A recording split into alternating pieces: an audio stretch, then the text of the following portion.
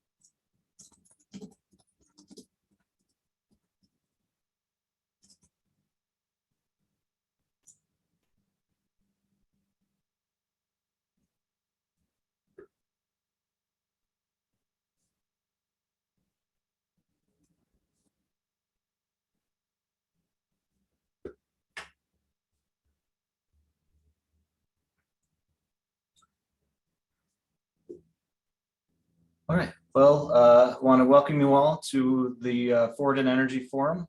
We appreciate so many of you joining us today virtually, and especially on a beautiful day like this, we appreciate you joining us for this event.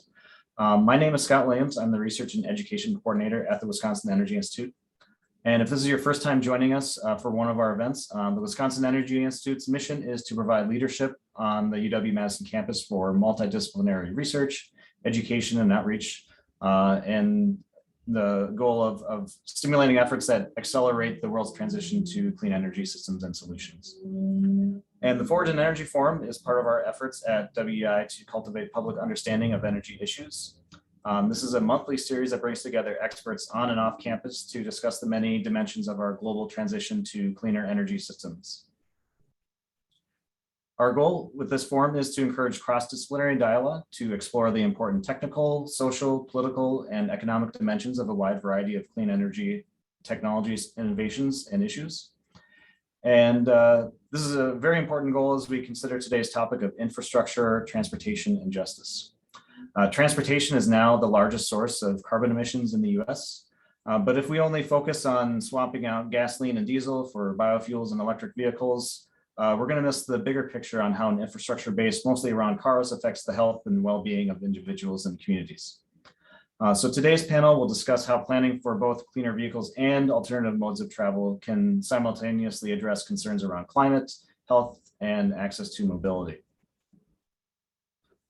A few announcements before we start today's forum. First, next month's forum will be on Wednesday, October 27th, and the topic is clean air, climate, and equity. And you can see a lineup of speakers that we have for this event. Registration is open. You can see the link on the slide here. Otherwise, we can also post it in the chat. And we encourage you to register and join us for this event next month.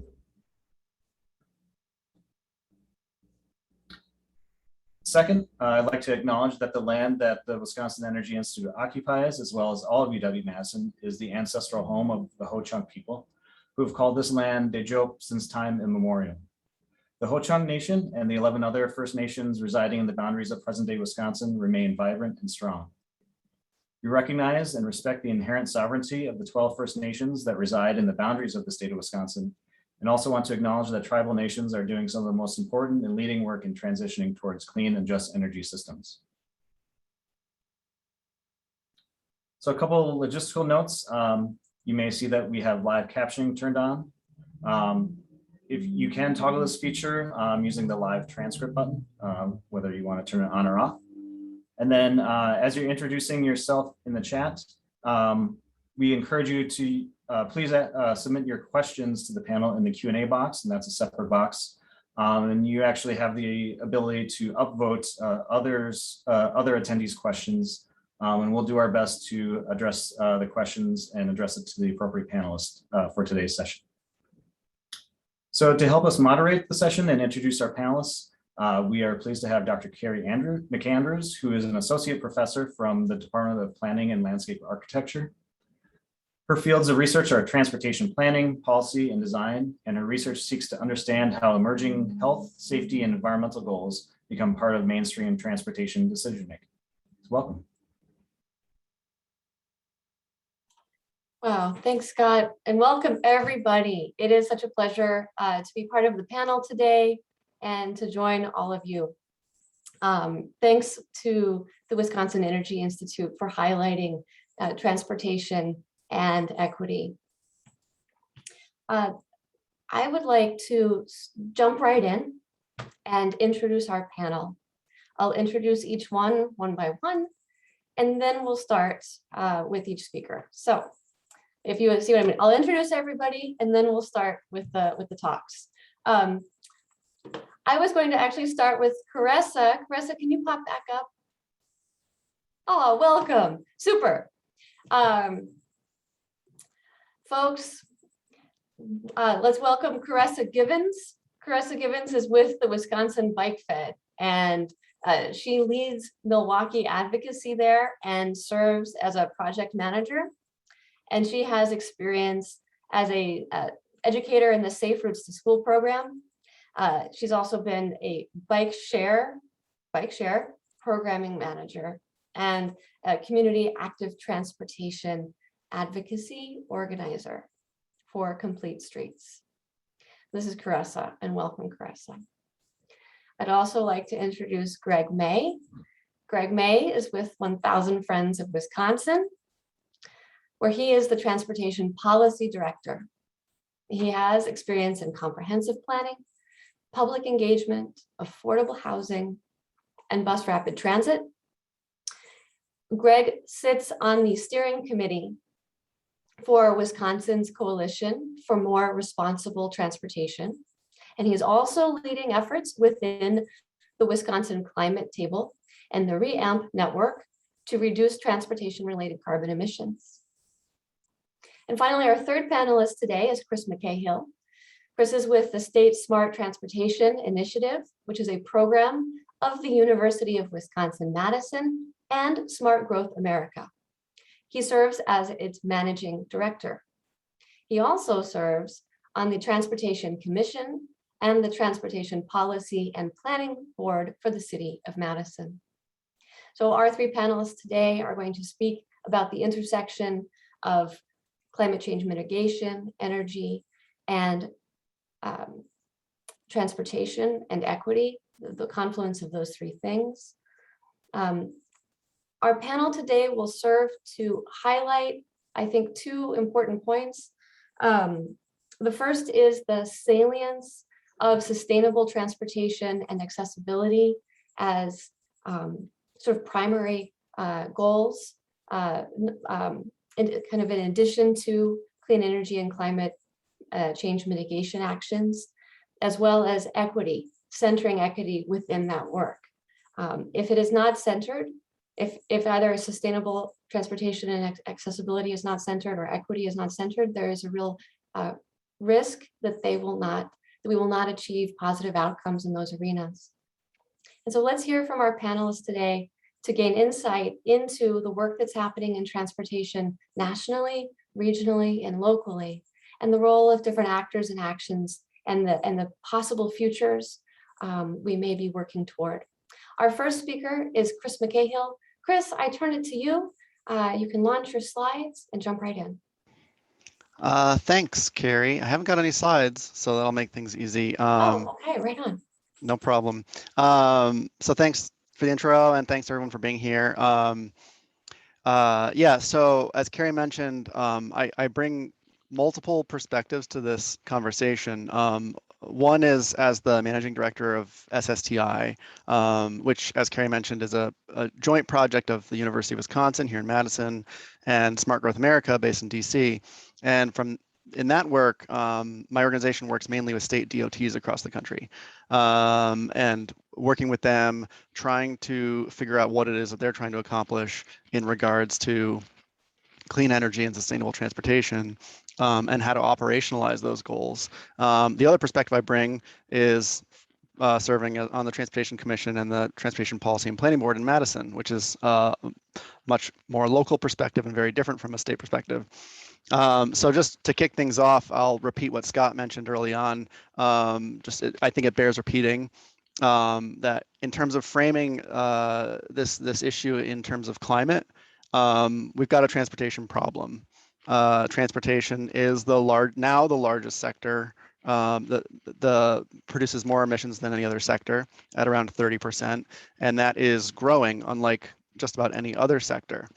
And that's majority of that is coming from cars and trucks. I'm seeing in my work across the country that many state and local agencies are trying to tackle this problem. They're setting goals to reduce transportation emissions, and then working through what it will take to accomplish that, and accomplish it equitably. And a lot of folks are focusing pretty heavily on vehicle electrification, and I think there's a good reason for that. There's good reasons to move towards electrifying our vehicle fleet. Right now, we're basically driving mini power plants around all the time, and we need to move that to clean energy. But a handful are starting to wrestle with the fact that that's not enough. And there's two reasons for that. One is that it leaves a lot of folks out. And I think probably you'll hear both Greg and Cressa talk more about this. But quite frankly, relying on electrification of vehicles means that we're going to count on everybody to invest in the latest and greatest technology. And that's going to be expensive, and in many ways inequitable. The second problem is even if we can do that, it probably won't be enough to meet the ambitious goals that a lot of folks are laying out when it comes to reducing emissions. Driving is on the increase. The average American drives more and more each year. There's plenty of reasons for that, mainly the way our cities are growing outward, and forcing people to drive longer distances and more often. And that creates a challenge as we're trying to electrify and have more efficient vehicles. It's almost like we're trying to air condition the room with the window open, right? So we're really working against some of our objectives if we continue down that path. So as I mentioned, a handful of state and local governments are wrestling with this and trying to figure out, as part of their climate plans and sustainability plans, what it's going to take to reduce people's need to drive. At the state level, especially when we think about state transportation agencies, that's a heavy lift, because these are agencies that historically their job is to build highways, and just recently have many of them started thinking beyond that as their mission. So given how big of a task this is, I sort of, in working with folks, have started laying it out in 3 steps. The first step is to provide more travel options.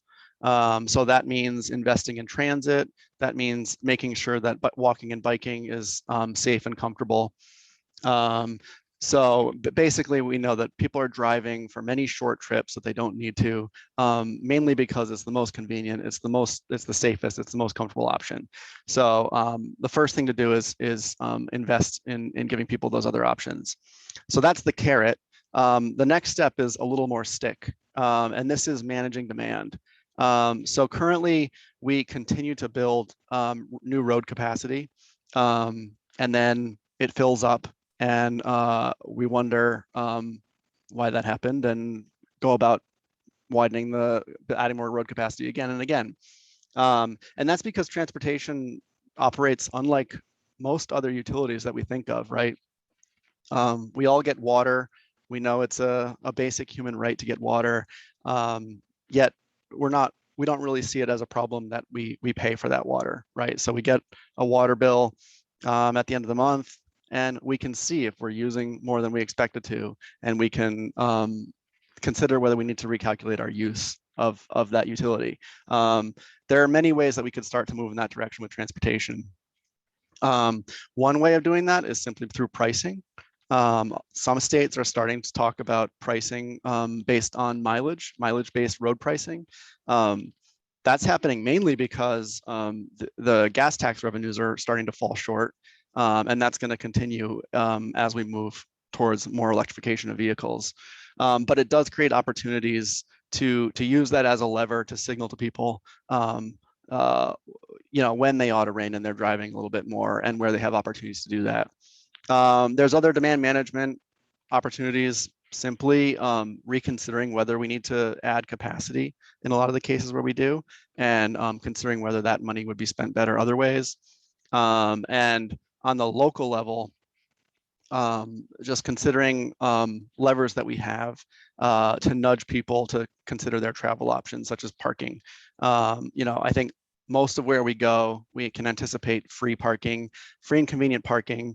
And there's plenty of research to show that just charging a small amount for parking, or not focusing so much on making parking so easy everywhere we go, could be enough of a nudge to encourage folks to consider how they get around. The last one is land use.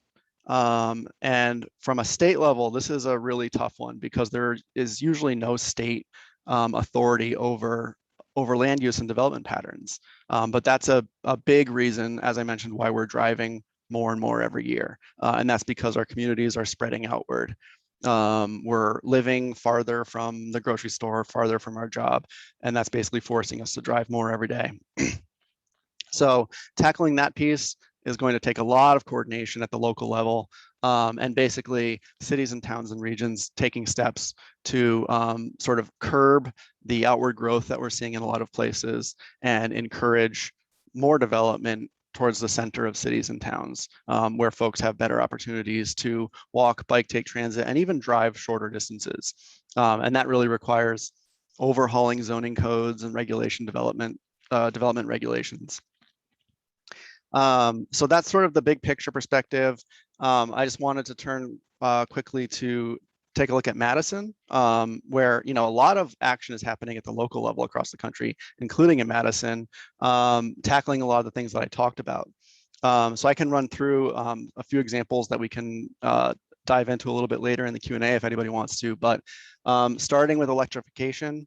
Madison is taking electrification of its own vehicle fleet very seriously, and actually recently is acquired the first electric fire engine in the country, and they're working on electrifying many more of their vehicle fleet. So tackling it at the electrification level.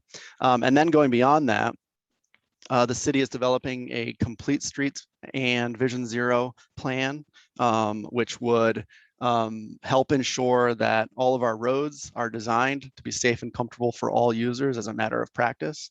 On top of that, I think folks who are in Madison probably know that we're about to invest heavily in transit. We'll be hopefully building a bus rapid transit system, which would be express transit from the east side of town to the west side of town. And then on top of that, reconfiguring the remaining bus system to serve everybody better. And I'll plug the bus network redesign survey is open till tomorrow. So Madison folks who haven't filled that out, make sure you do that. And then finally thinking about land use. So the city is thinking about how it's going to redevelop the land that's along the bus line, including its malls to be more dense and walkable, and thinking about how we can encourage developers to rein in how much parking they're building and make sure that instead of just giving parking to folks, they're also incentivizing walking and biking and transit. So that's my little overview, and I'm sure we can dive into some of these a little bit more. But with that, I'll pass the torch along. Thank you, Chris. I think that's just right. And excellent remarks and thoughtful. And we're going to stir the pot with each presenter's thoughts. And I see that we're also already collecting questions in the Q&A box. Folks, exactly right. Put your questions in the Q&A box. And then as the talk continues or as we move through the panel, we'll turn to these, and we'll probably also want to get basically audience comments too, responses in that chat. But let me, Greg May is up in our queue. Greg, we'll turn the mic to you and please take it away. Great. Thank you, Carrie. And thank you to the Wisconsin Energy Institute for this invitation to speak about transportation infrastructure and justice, giving a platform here to talk about kind of the, the transportation being a little bit of a forgotten part of, the equation when it comes to tackling climate change and the impact it has on our lives. And so, and thanks to Chris for giving us that great overview to start it off. Just as a little bit of an introduction, I'm Greg May. I'm our transportation policy analyst at 1,000 Friends of Wisconsin. I, work on statewide transportation policy, trying to promote walking, biking, and transit around the state, and dealing with our ability to make more sustainable communities. We work statewide, but we're based here in Madison. So I'm was tasked with kind of bringing some perspective on how things are operating at the state level in Wisconsin. And unfortunately, we have a real challenge. As has been mentioned, we need to get our emissions to a certain level within the next decade to kind of avoid the most catastrophic elements of climate change. And unfortunately, Wisconsin, like many DOTs around the country, but maybe even more so here in our own state, because state we deal with, it's just unfortunate that they continue to make highway expansion its top priority, kind of at the expense of all other forms of travel, and often at the expense of local road repair. WisDOT has put the majority of its resources towards highway expansion. You can see, over the last 20 years, there's been an explosion in funds spent on highway expansion. But beyond just funding, they put a lot of their political capital and resources and staff time towards highway expansion as well. The I-94 project, that's currently ongoing in Milwaukee, the East-West project, has had an unbelievable amount of outreach that has been done by leadership at WisDOT to, businesses and interest groups to build a coalition to, get this kind of politically difficult highway expansion to the forefront. So not only is it just the funding mechanisms, they also are spending their own time and resources to focus on highway expansion, like I said, at the expense of walking, biking, and transit. And WisDOT continues to not really, in my opinion, view climate change as part of their role and responsibility. They're currently doing a long-range transportation plan looking out towards 2050, which is, thinking about the infrastructure we'll need. And they have kind of one-pagers out just now. The plan is still being produced, but their one page on the environment doesn't mention climate change or greenhouse gases. So it's kind of an abdication of their role as the group overseeing transportation emissions, which, as Chris mentioned, is the largest contributor to climate change in the United States. So there's definitely a lot of education and shifting that needs to be done to kind of change the status quo.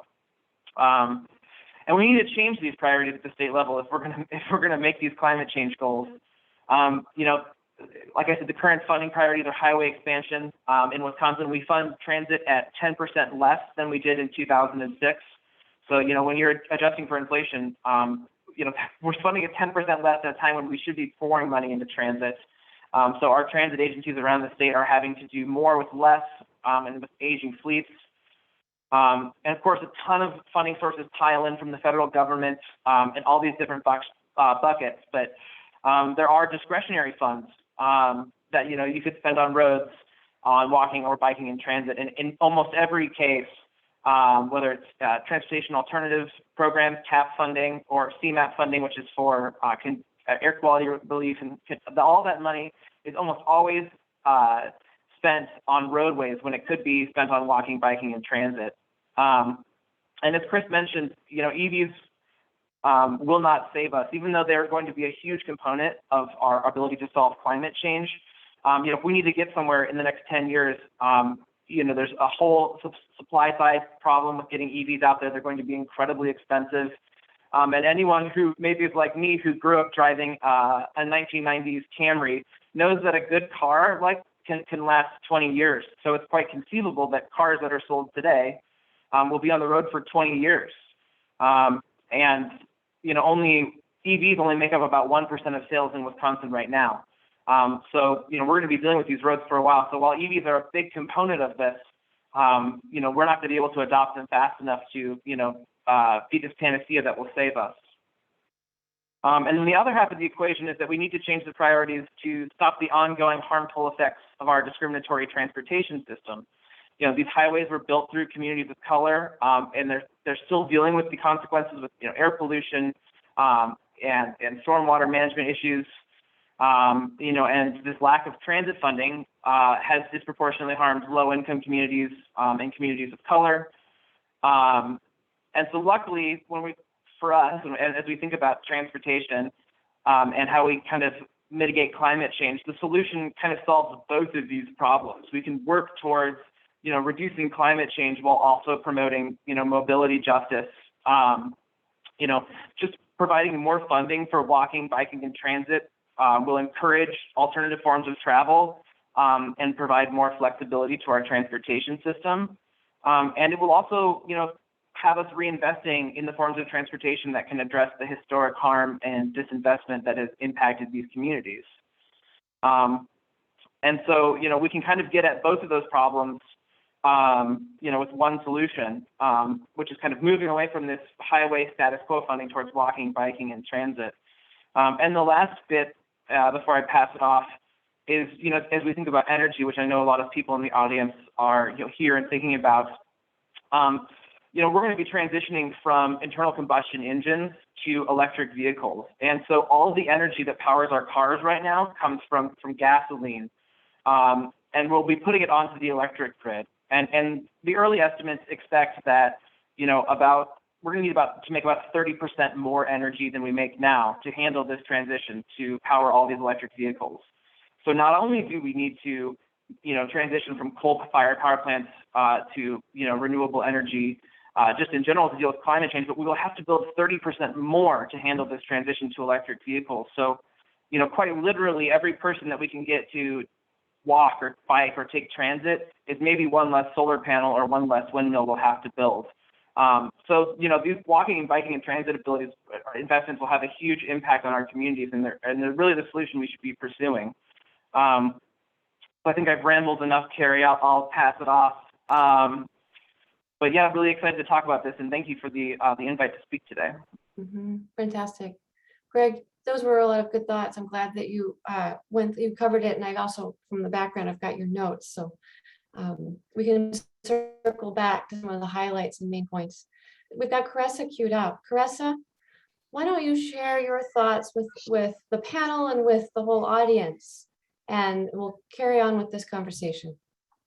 Sure. Thanks everyone for having me, and it's good to see you, Carrie.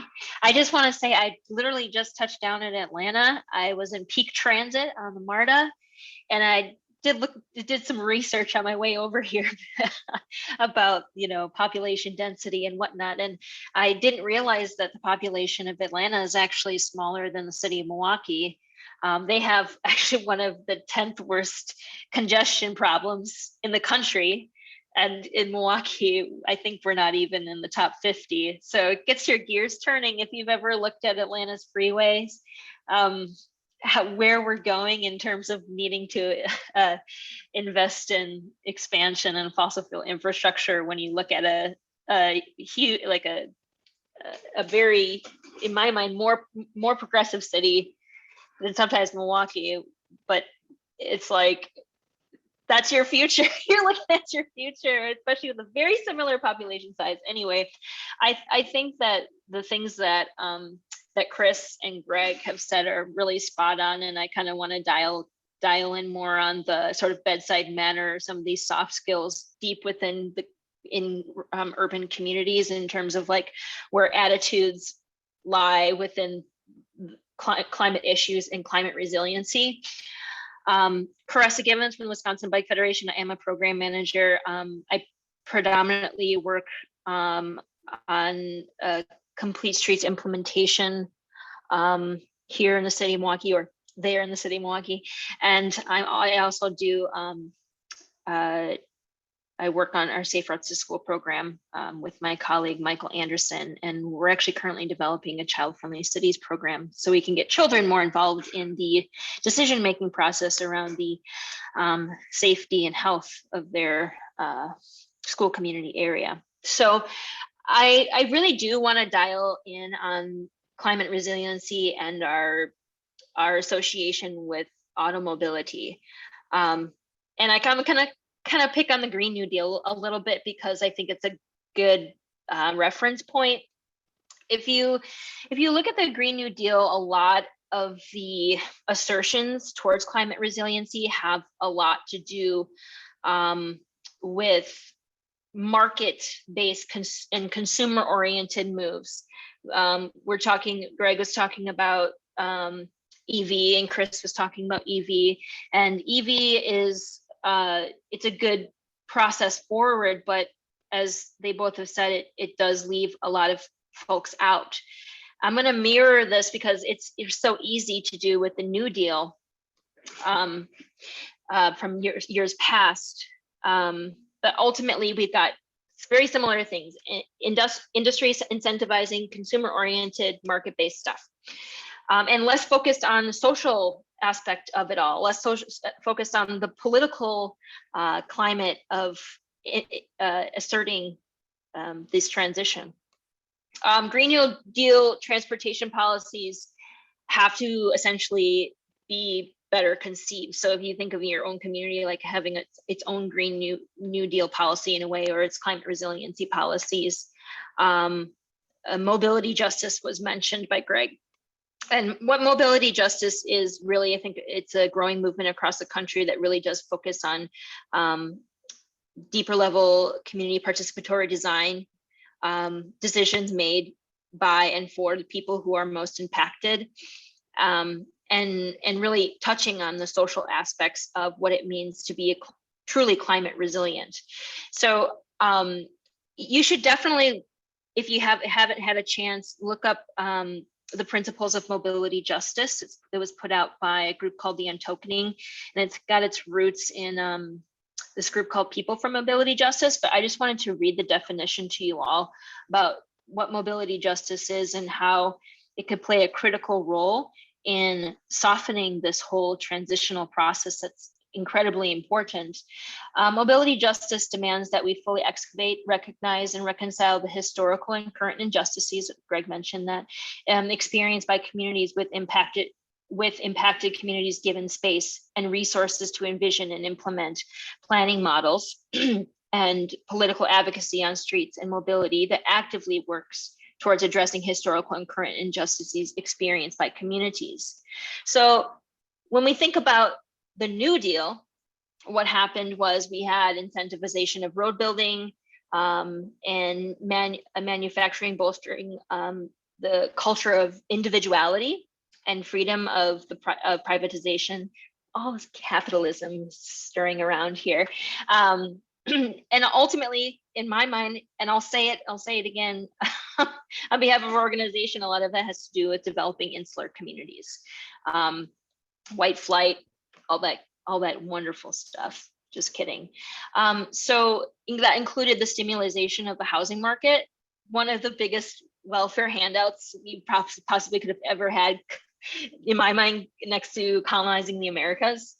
And all that generational wealth is built up, not only through the automobile, but through housing, because those are two very intertwined social determinants of health, almost exclusively for white people. So if you think about how where we started with the New Deal and where we're at with the Green New Deal, a lot of those things are mirrored. They're just the mechanisms in which they go through is still centering automobility. And for the people, mind you, who the have-nots, and that's a big umbrella of people, by the way. I think that AARP reported in 2020 that we spend almost $10,000 a year individually on our expenses for motor vehicles, not even the purchase of the car. Think about all the people that are essentially left out of that equation when it comes to electrifying. And I just think that that's really interesting how it doesn't seem like we've come as far as I think we could be in terms of how to look deeper into the people who are needing other options, other transit options. So we think about, okay, well, what are those other transit options within the community, or mechanisms for improving transit options? There's things like transit-oriented development. There's policies like Vision Zero and Complete Streets. There is the transition into electric vehicles. And actually, I also want to touch on recruitment and retention within local government agencies. So all those things are great mechanisms on the ground, especially in local agencies, as opposed to higher up big decision making in the House or at your state, in your state office. But for instance, transit-oriented development, in my mind, should have incentives for individuals who are adapting to local policies like Complete Streets policy, especially if you have development within that policy. A lot of times transit-oriented development gets wrapped up into essentially gentrification. So how can we incentivize people for ultimately creating more equitable developments? Vision Zero and Complete Streets. I know I have been following Madison's process, and I think that Vision Zero and Complete Streets are only as good as the people who implement them. So that social political climate, what does that look like? In Madison, we've got a group of people who are, like the mayor, has been personally affected by tragedy due to car collisions in their family. You have a much more active transit oriented community. I wonder what the policing policy around Vision Zero is, and how it is affecting people of color and their relationship with the police. In the city of Milwaukee, we have a Complete Streets policy, but it's not a mandate. You know, we've had to acquire implementation strategies in order to make sure that those policies are carried out in with their intention. And I would say that all of those Vision Zero and Complete Streets, they need to come with equitable engagement models. If you do not have an equitable engagement plan built within your Complete Streets policy, I worry for you. And that's why I'm worried about Milwaukee. I hope that with the handbook that they're developing, there comes an engagement plan. Because like I said at the beginning, this deeper level participatory engagement has to occur in order for these things to truly be equitable. EV transitions. Are we incentivizing people across the board? Are we incentivizing them based off of income, geography, etc.? And a big thing for me is the people that we're serving, do we represent them? Are we representing them appropriately? We look at recruitment and retention within local government agencies. In my city, I think we've only had one person of color ever assume the commissioner's position at the DPW, and they've all been male, all male and white. And it just turns out that you have to have a professional engineering license to be the commissioner. 83% of civil engineers in this country are white, and 89% of them are male. So it's going to be a long road for Milwaukee if you don't look at those tiny, almost, what do you call them? Sort of just, they're tiny pieces of legislation that ultimately lead to discrimination and set up barriers. So actually, the city of Oakland's Department of Transportation did a really great study on recruitment and retention, and found out that I think there's like 30% of people in Oakland are Latina, but only 3% of those individuals actually work at the DOT. And they found out that there were just a lot of barriers to entry, and there was almost a very steep drop off at a certain point within that general application process. What are we doing?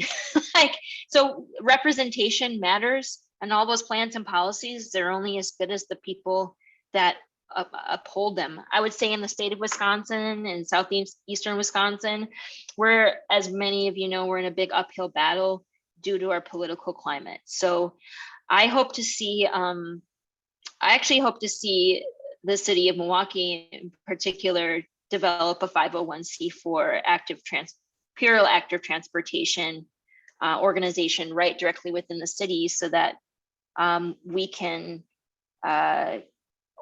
organize and endorse candidates that at every level, from the school board to the common council to the supervisors, the county supervisors. You have a chance to know who you're electing, because we're just totally stagnant right now on all levels, but including this topic. So thank you. Thank you, Caressa. Thank you, Chris. Thank you, Greg. Thank you, Caressa. And thank you to everybody right now in all of our participants in this talk today who are populating the chat and the question and answer boxes with their questions. Let's open this to discussion. I would like to direct your attention to the question and answer box. I'd like you to notice that there are open questions and there are answered questions. Don't forget that you can go back and also revisit those answered questions. Okay. There are notes in the chat as well. I would like to start with the question at the top of the question and answer box about making decisions about how to distribute public transit services, to either concentrate them on the densest trunk routes, concentrate service where you know you absolutely have riders, you have more riders than you can serve, or to make the decision to expand transit service to reach faraway places with fewer trips, but important trips nonetheless. Okay, I'm clarifying this because Madison Metro Transit is currently soliciting feedback, as our anonymous attendee has posted, is currently soliciting feedback on 2 contrasting alternatives for their bus network. Is everybody following? Chris, are you following? I'm not sure if you hang out and think about Madison Metro's decision making. And also, Greg, are you Chris and Greg, is everybody at least in the panel on board? Okay, because what we can do as a panel right now is kind of focus our discussion on that case study and see where we get, see where our conversation goes. And the reason this would work is that it highlights contemporary actions, not just future actions. It emphasizes multimodal transportation, and it emphasizes questions of access and equity. But before we get into that question, let me ask you a priming question. I have a priming question, because I want to actually turn back and make sure that we center questions of equity, because I feel the danger might be making the assumption that investments in non-motorized modes will by default have positive outcomes for different types of equity that we might care about, whether it's geographic or racial or gender or ability or other types of equity. So I'd like to ask each of you to just highlight for us some salient point that you've heard in our conversation today. Like, how would you describe the type of climate action work in transportation that actually centers equity in contrast to some kind of status quo? I'd like each of you to just sort of pull out from our conversation just like one headline that you'd like everybody to sort of think about. What does centering equity look like in practice compared to the status quo in the context of these conversations? You think you're able to roll with that? Yeah, I could start if you want. Yeah, I had some thoughts about that listening to Caressa, and just thinking about tackling the transportation sector and how different it is from other sectors. Because in other sectors, we talk about how much do we need to invest to solve the problem, you know, to make the climate, to make the power sector greener, right? And a lot of what we're talking about in transportation is really not necessarily about investing more in any particular thing, but investing differently to get different outcomes. And a lot of those things, if done correctly, just make life better for folks. It doesn't necessarily cost any more. It just gets you at different outcomes. And so, you know, those outcomes could be safer, more livable communities, depending on how it's done. And if you're asking questions like, is it safer and more livable for who? so that we're wrestling with questions about who feels safe using our streets. Are we, as I mentioned, growing more densely in the center, are we considering things like gentrification and questions like that? But also just asking questions, and when we're investing in transportation, the question, Carrie, that you sort of honed in on is, are we giving people the benefits that they look for? And are we doing no harm in investing, right? So we can look at the highways we've invested in the past have often cut through Black communities. And so now we're looking at that continue in some places, or starting to have conversations about how to undo that by, in some cases, can we remove urban highways and reconnect the neighborhoods?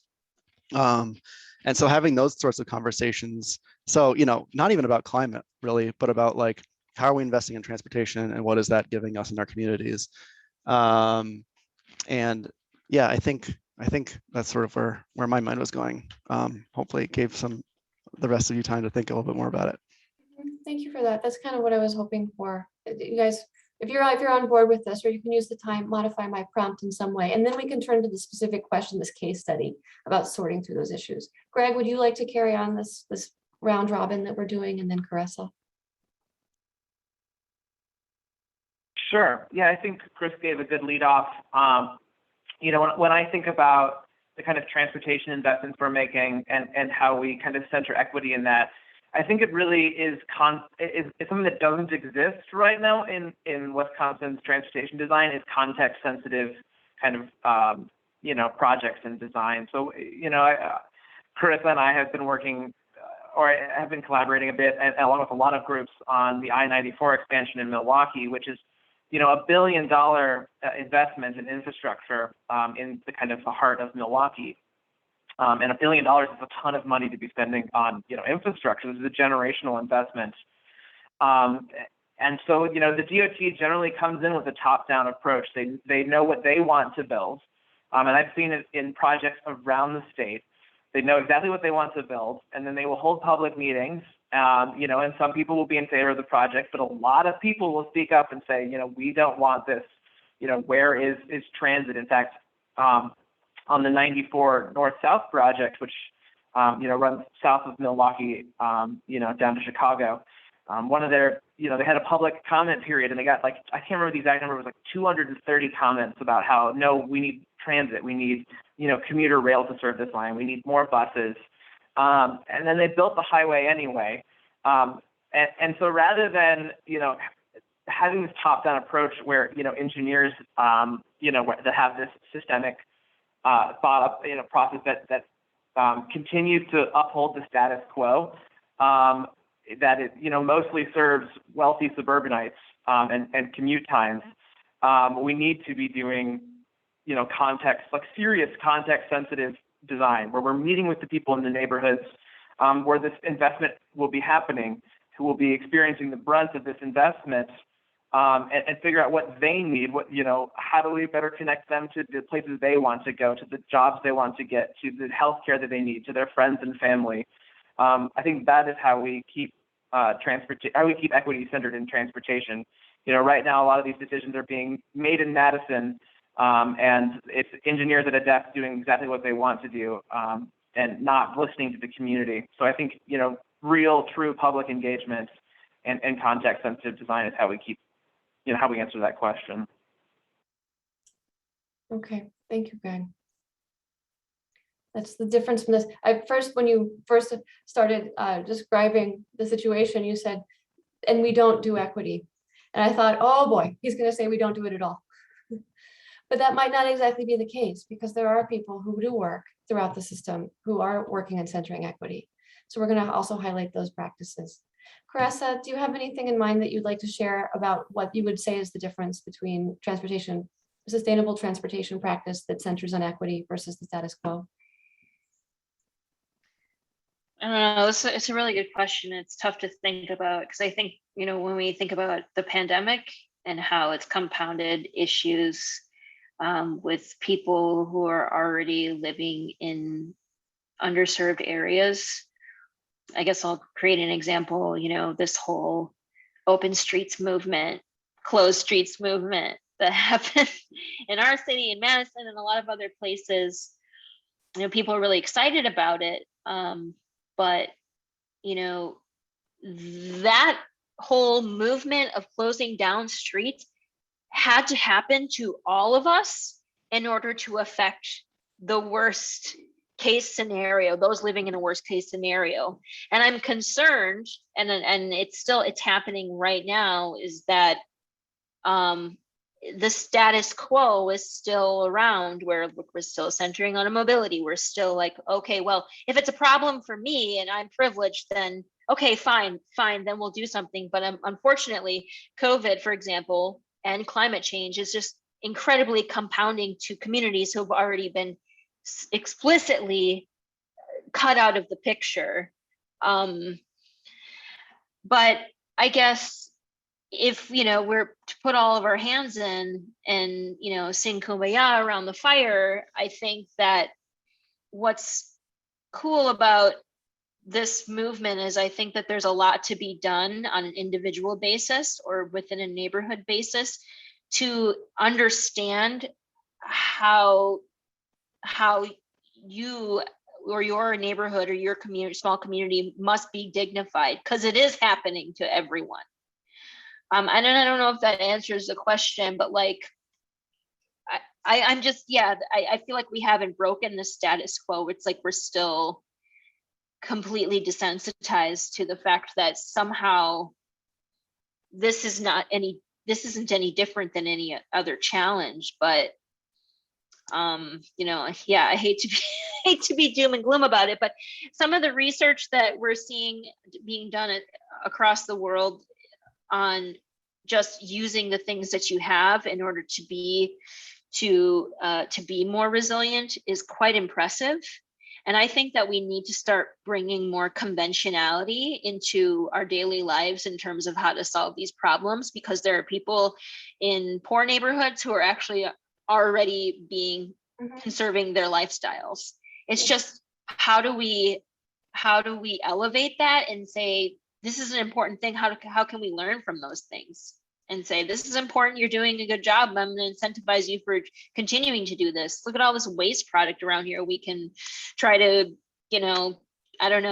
help with stormwater management, for example. So yeah. So one of the things to take away is the way in which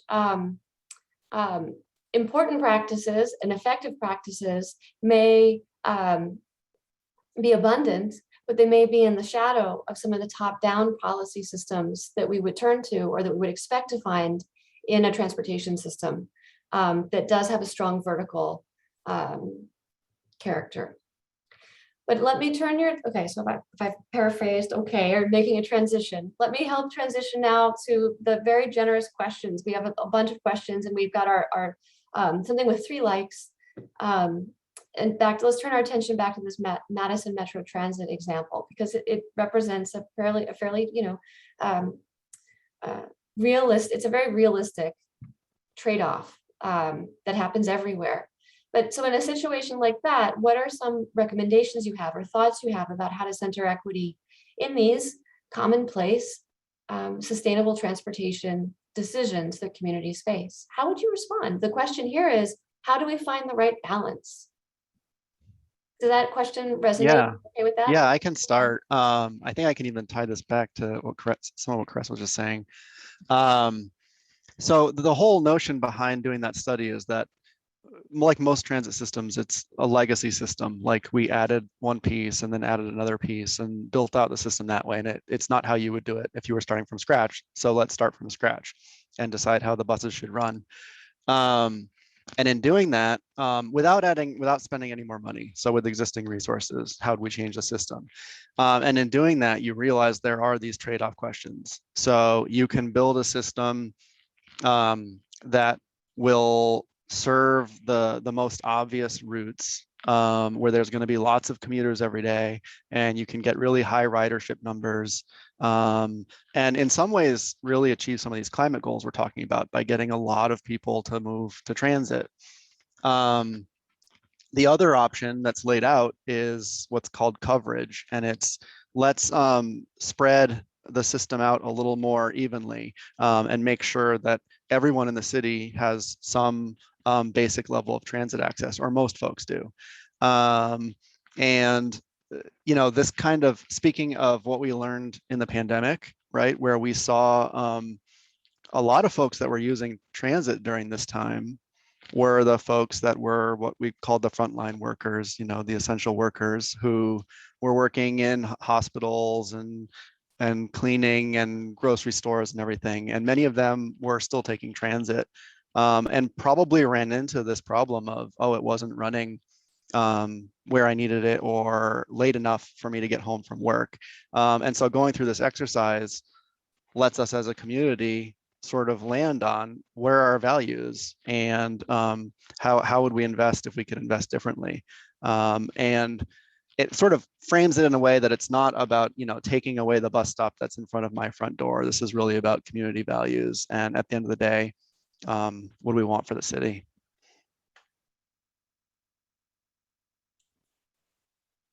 Thank you for that background. Do Greg and Carissa want to weigh in? And if you were to weigh in, you could even tie it to some of the other questions that people have posted, things along the lines of, what else can local governments do to support this transition, and so forth. I think, Carissa, you may have unmuted. Is that true? No. It's not true, but I just did. No. You just did. Now that I just did.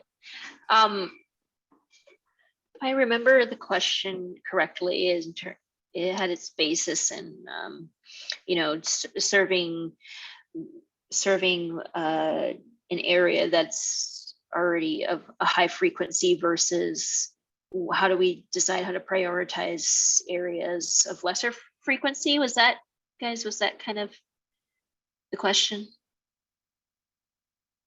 Maybe it's too literal, but I'll just say something then on what I perceived. I think I think there's lots of things that have to go into the equation. I often think of like when I was working at the bike share system, we started a partnership with the housing authority, and there were a couple of bike stations that were put in the housing authority area, but then west of that area where we learned that most people frequent because they go to jobs and visit friends and family, west of downtown, there weren't any stations. And I think ultimately it's just one of those simple facts of putting something down and then expecting somebody to use it, from a bike share system to, a protected bike lane, or even a park bench. One of the things that I studied when I got sort of inherited that program was that a lot of transit systems were going to the private sector to look at how to essentially incentivize surrounding businesses to get on board, with no pun intended, with low cost transit and new routes. I think there was a city in Ohio that did that. And mind you, obviously there's lots of other parts of the equation in terms of transit oriented development, like actual land use property, but also what are the existing businesses in the area that can really draw attention to something that it becomes a high frequency or becomes a high need. And in this case, they're making transit almost completely free through that particular company that employed 3,000 workers. So I think that there are a lot of pieces in the equation, but my big thing is you can make the adjustments in that legacy line. But if you're, what I hear a lot from planners and engineers locally and from the DOT is like, oh yeah, well we did crash data studies, and then we also did frequency studies. It's like, why are you telling me about who visits that place when you are envisioning who will visit that place. So I think we have to be, I think it's a risk that some the culture of the Midwest, for some reason, they're not risk takers. That whole thing, if you build it, they will come. You've got to, you can make negotiations with private sector, large companies that have crap tons of money and see where that gets you, but don't be afraid to envision what that next high frequency hub is, because that other hub has been moving along, and then that's just more about fine adjustments, maybe bringing in other forms of active transportation to fill in gaps here and there and other things you can do. But I hope I know, answered okay, so that I'm going to question. paraphrase and repeat back a little bit here, and then I see Greg might even want to jump in, but to tie it back. So in the trade-off that's presented in, let's say, the Madison Metro Transit survey that's running, or maybe it's even finished today or yesterday, it's presented as this trade-off, and as Chris said, like kind of tied in with community values. How would you make these decisions? But what you're suggesting is, yes, in addition to the trade-offs that arise because of scarcity of resources, and this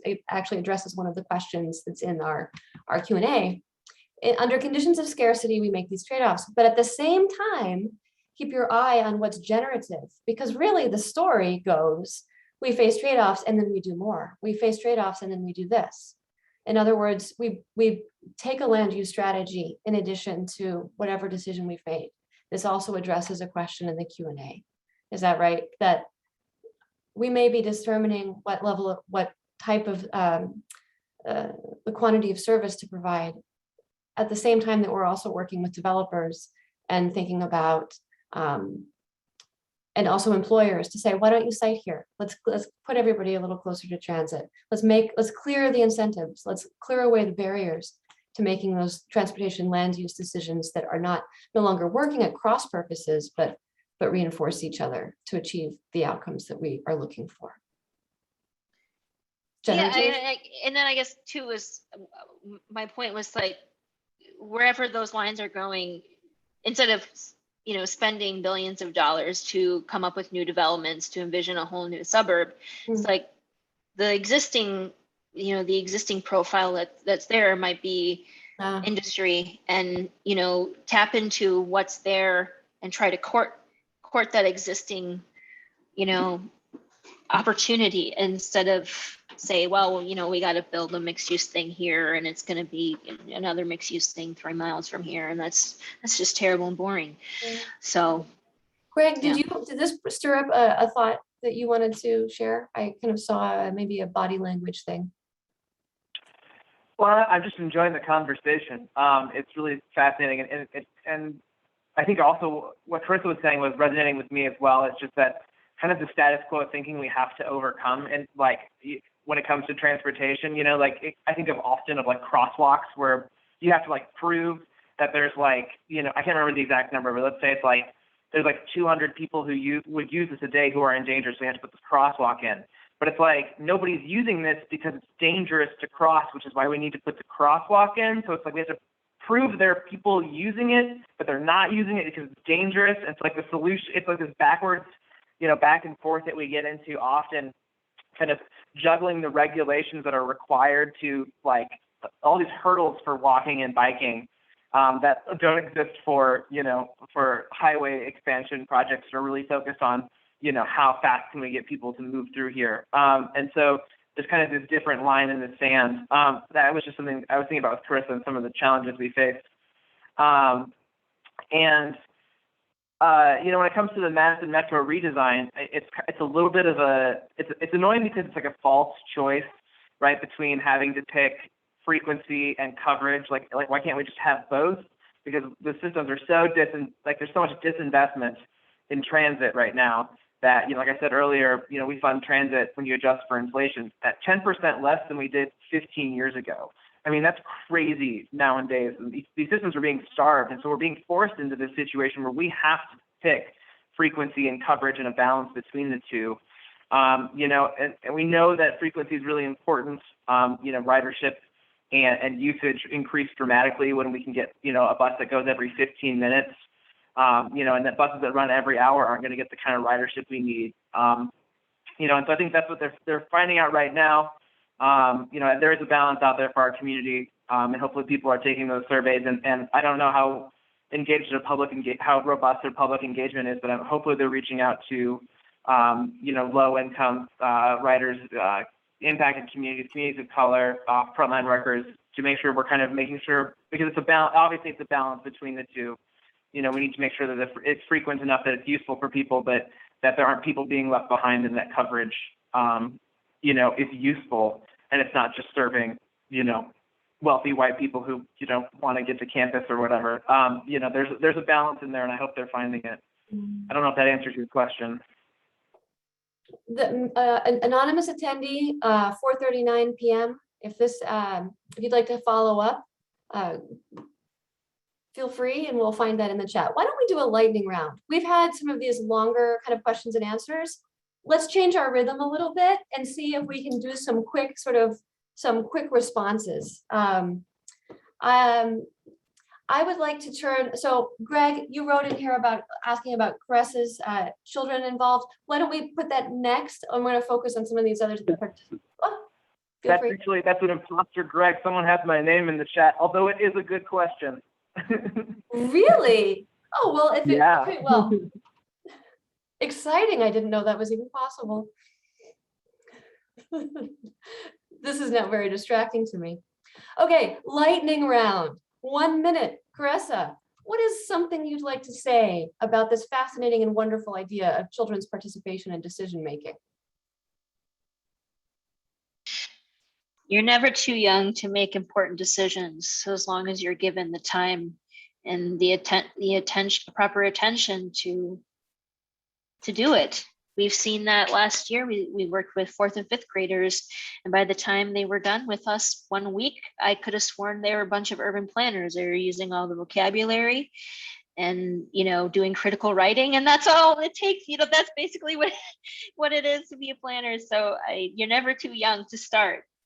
So, and that will diversify the field. I didn't know urban planners existed until I was 24. Come on. Through that. Okay. Good. Excellent modeling example of the lightning round. Let's turn to the next one. Let's throw it up and see maybe if Chris or Greg will take this one. What's two other things that local governments can do to support a transition toward mobility justice? Thinking about economy, thinking about accessibility and mobility. Actually, this is up for everybody, but lightning round. What's one other thing? What are some things? Laundry list.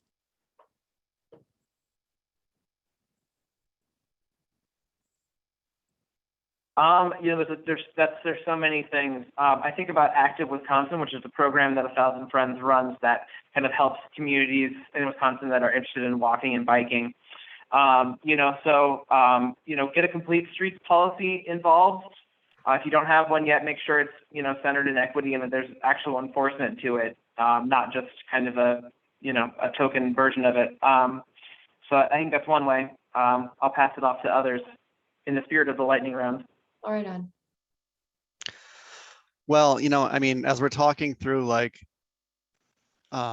setting these goals and then actually implementing them, a lot of the work that I end up doing is just sort of figuring out the DNA of cities and states that lead us in one direction or another. And, it's these things like we put zoning codes in place that seem pretty logical, right? Like we require parking so that there's not parking issues. We put, density limits and things like that. And then those make it impossible to build housing in more central areas. And it means that whenever a developer comes in, not only do they have to build a giant parking area, but they might also have to invest in widening the road because a study says that they're going to have a traffic impact that they need to mitigate. So there's all these little tweaks in the system that we need to dive into to figure out what's preventing us from getting where we want to get.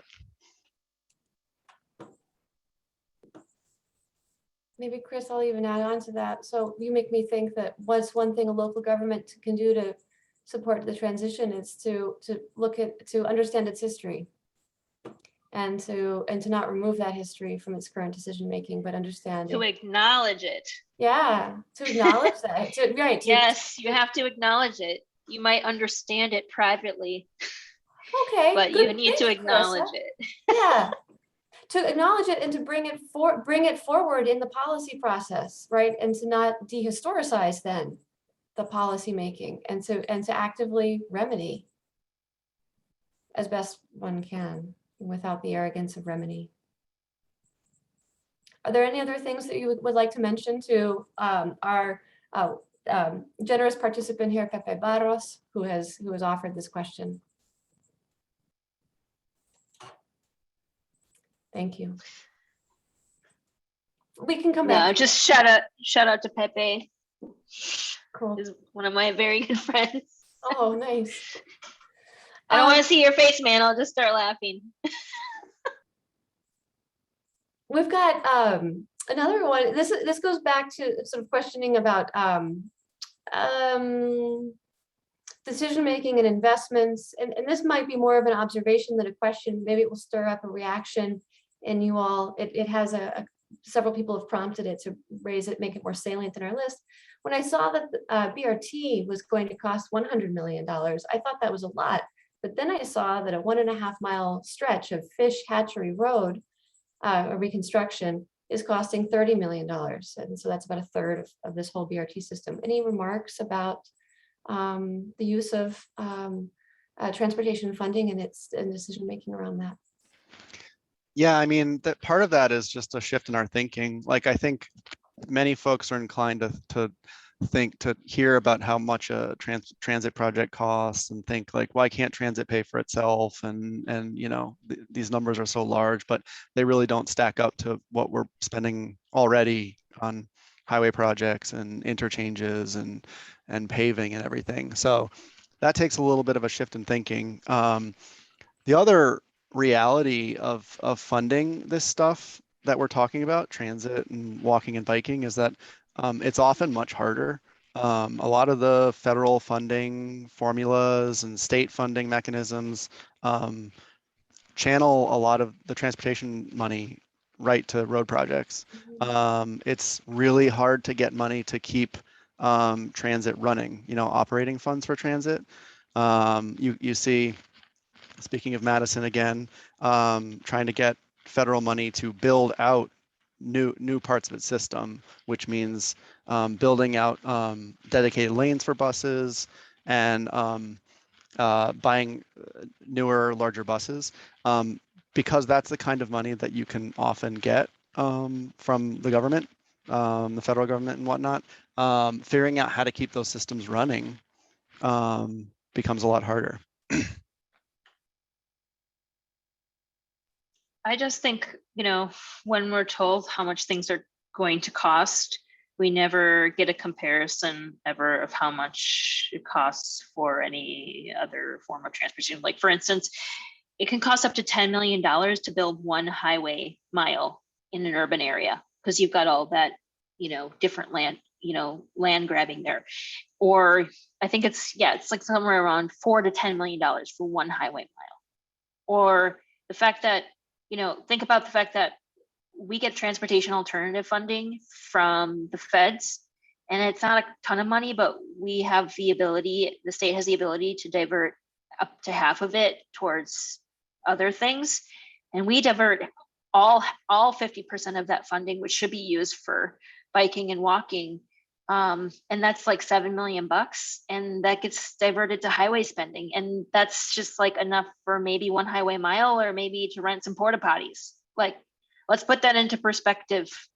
And then also, while you're at it, ask how much cost to taxpayers from the damage that reckless driving costs the city, how much it costs individuals, not only just their livelihoods, but, you know, the cultural impact of being in a that's all money that adds up.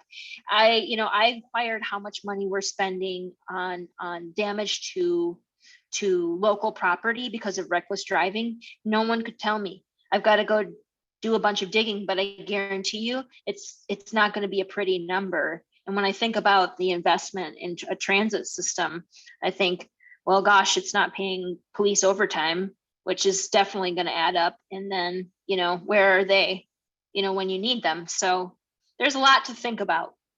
And I wish that we just didn't see one number and say, oh, well, gosh, that's a lot. But so. Okay, thank you all for covering that. We have anonymous attendee 5:14 p.m., but I'm going to skip that for the moment because it's a lot like a question I was thinking of where I wanted to ask each of our panelists to sort of describe for us sort of this like a better future. So I'm going to hold that. But why don't we just touch on, we can do this also in the lightning format, emerging modes, things like automated vehicles, connected autonomous vehicles, micromobility, TNCs, transportation network companies, Uber, Lyft. In the work that you're doing, are our conversations around emerging modes productive enough? They're very tricky. Technically, they're extremely complicated. But where is the conversation happening with equity? Where does that even happen?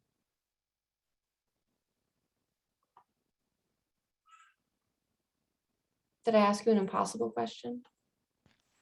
It's a loaded question. There's a lot there to unpack. I mean, talking just about climate goals and VMT sort of stuff, all these technologies are a wild card and probably not going to help much. Uber and Lyft seem to drive VMT, vehicle miles traveled, a lot.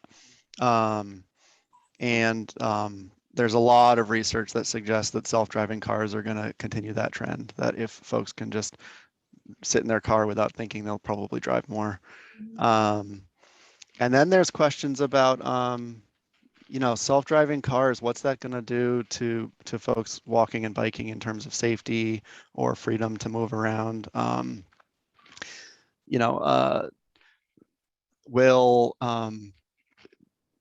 Will self-driving cars be sensitive enough to not run folks over on the one hand without forcing them to carry some sort of device that they can be detected all the time? And if they are safer, then will there be this battle between who gets the right of way all the time? And do we start channeling people who walk through very specific pathways so that they don't get in the way of self-driving cars? So all these really complicated questions that are impossible to answer right now. That's a good perspective, Chris. And healthy skepticism. These are researchable questions. We don't know. We don't have the experience necessarily. But that's the cat. I'm unmuted in there. Can you hear the cat? Yeah, it is a really loaded question. I don't think we're at the Bike Fed. We embrace, for example, like scooter use in the sense that we see the overwhelming trend is sort of like humanity groaning for space, even if they don't know that if they don't even know they need it. It's kind of like so that's a thing in itself. It's like, where is the local accountability to operate your private business in the public right of way? It's very different and interesting. But then also, these companies are essentially starting to meld into each other, just like one giant rat king. And it's like they're just taking data from people, and how are they utilizing that data? Is it responsible? Because that's honestly an even bigger concern to me, even though I get lots of calls from scooter companies about like, how can we partner with you, yada yada yada. I'm like, yeah, great, we can partner. Why don't that's fine. I'd rather have ultimately our local officials taking more responsibility for the public right of ways, so scooters aren't on the street. But I worry more about how people's information are being essentially taken advantage of, and whether it's just further exacerbating poverty, further exacerbating costs to the point where it's like it's not really that advantageous to take an Uber or Lyft, whether it's on a car or scooter or one wheel, I don't, whatever. So yeah, we can talk about it for a while. Panelists, I want to gauge your feelings right now. How are you feeling? Are there topics that we haven't covered that you'd like to cover? Are there things in the question and answer that you want to turn attention to? Are you comfortable with where we are? And also participants out there, are there other things that you'd like to highlight either in the chat or through the Q&A? We have, roughly 10 minutes left. And so we are going to wind down and we're going to look for some closure. Yeah, it's time to seek a little closure. So we've opened up the discussion, and there are a lot of topics on the table, and there are still a couple more topics in the Q&A. Actually, I'll point out, Carissa, there are a couple topics in the Q&A that look like they're directly kind of specific questions about topics that you mentioned. I might call on you to type an answer to those, since they might not be things that everybody could answer or speak to. I noticed one in there that we could maybe just go through a little bit quick, and because we were just talking about this, these conflicts for use of space, and there was a question about what were some of the problems with open streets during COVID, and we saw a lot of issues like this during COVID. We saw parking and curbside space being used for restaurants. So basically, to keep businesses going and give people places to eat, and basically turning that space over in some ways to the private sector. We see the same thing, I think, in when we make decisions to close streets and turn that over to the neighborhood in a way that we think would serve them best, and sometimes miss the mark, I think, on what it is a neighborhood actually needs from their street.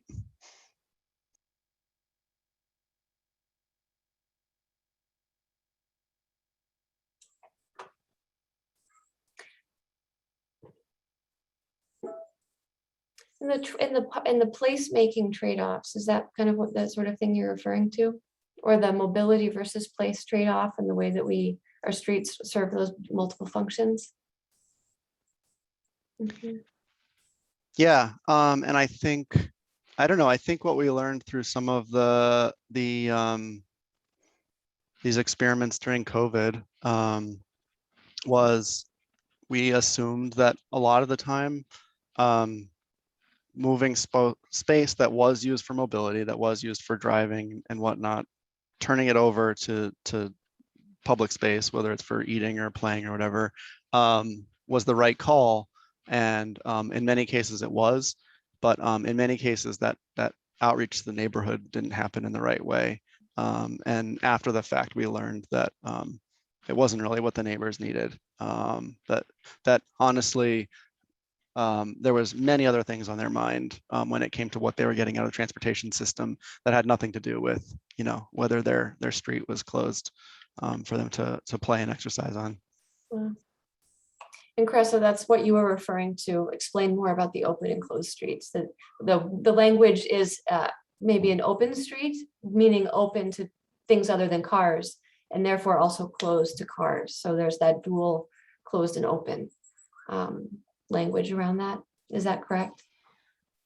Oh, I mean, there's just different names for it, but I just, the Bike Fed did advocate heavily when we saw vehicle miles traveled going down and we saw trail counts going up.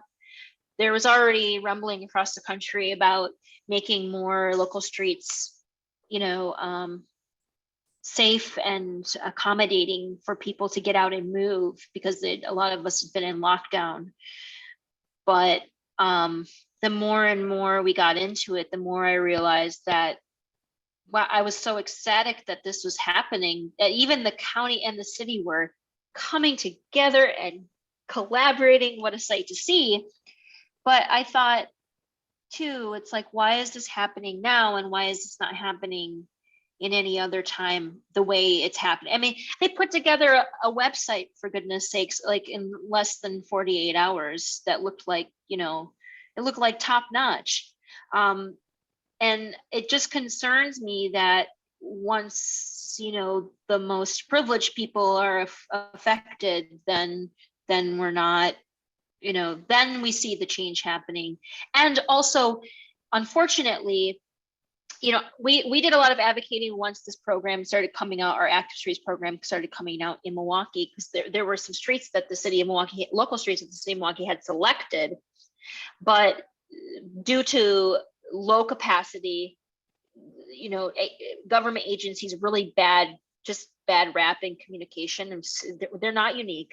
Government agencies are terrible at communicating. People didn't, and not everyone knew about it. And then that's when it becomes a big issue, is like, well, if you shut down my street, that's how loitering starts to occur. And that's how these things become more unsafe. And you're not thinking about how Black and brown bodies are not as safe in public spaces if you create this sort of like corralling or street closure. So it had, there was a big delay in opening up one of the active streets, because people had to get to know what it was, try to feel more comfortable about it. And we brought in more community organizations to be able to monitor that street and activate it, because it's called Active Streets, so that it did feel like a safer place. But I still feel a little icky about it. I still feel like,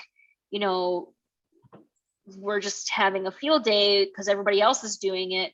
But, are we actually thinking about the personal safety and security of a certain group of people over the other when it comes to doing our grand feats of urban grandeur? I don't know.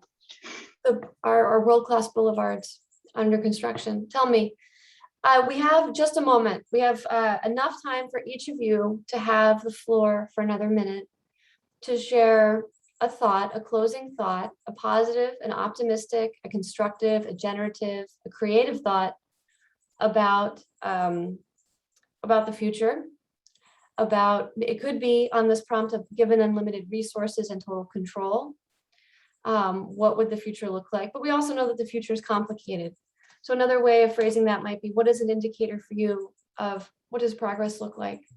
What's one indicator of small wins adding up to something good and important? What are the things that you meditate on when you think this is what a positive future looks like? Would anybody like to start? Sure, I can take an opening crack at it, because 1,000 Friends made a Blueprint 2050 report, which came out last year. So shout out that it's on our website, kind of envisioning what a future transportation system would look like in 2050. Because the honest truth is that our system isn't working for anybody. It not only is it environmentally not sustainable, but it's also fiscally not sustainable. The amount of debt we have incurred has doubled building these highway expansions over the last 20 years, has had a historic disinvestment in walking and biking and transit infrastructure. And it also involves us annually taking money from the general fund, which is money that is used for education and for healthcare, being diverted to our transportation system to pay for highway expansions. So the whole thing is unsustainable, both fiscally and environmentally. And so it's also beyond the fact that it's really unjust and terrible for climate change. We laid out in our report, kind of historic investments, doing, I think, fix it first policies, making sure that we're repairing local roads and the infrastructure we have before we expand anything, is really key. Because, we have rural roads crumbling as well. There's a New York Times article from 2 years ago about rural roads that were crumbling as well. So fix it first, making sure we're just repairing what we have first before we expanding. And then, of course, making regional transit authorities and giving more control back to local communities to make these, investments, because transit agencies now are really constrained in how much money they can raise, and the ability to do fare free transit, things like that. So I think just opening up the opportunities for local governments to contribute to transit, walking and biking more, ending our highway expansion industrial complex, and instead using that money to fund and make historic investments in transit the same way we made historic investments in highways.